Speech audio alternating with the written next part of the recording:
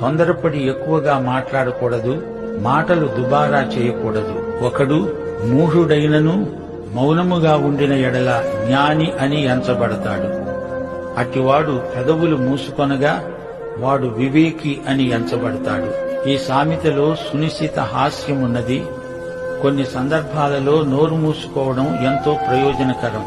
అసలు సంగతి ఏమిటంటే, అతడు స్వతహాగా మూర్ఖుడు. నోరు తెరిస్తే అతని మూర్ఖత్వం బయటపడుతుంది. అందుచేత అతడు మౌనంగా ఉండడం మేలు. అయితే అవసరమైన పరిస్థితిలో ఎవడో వచ్చి ఒక ప్రశ్న అడుగుతాడు. ఇతడు ఏమీ మాట్లాడకుండా అలాగే ఉండిపోతే అతన్ని మూర్ఖుడు అనకుండా ఊరుకోడు. మూర్ఖుడు మూర్ఖుడే. పలు సందర్భాలలో మౌనం వివేకి లక్షణం. చెప్పటానికి ఏమీ లేనప్పుడు ఊరుకోవడం మంచిది. Download ShareChat.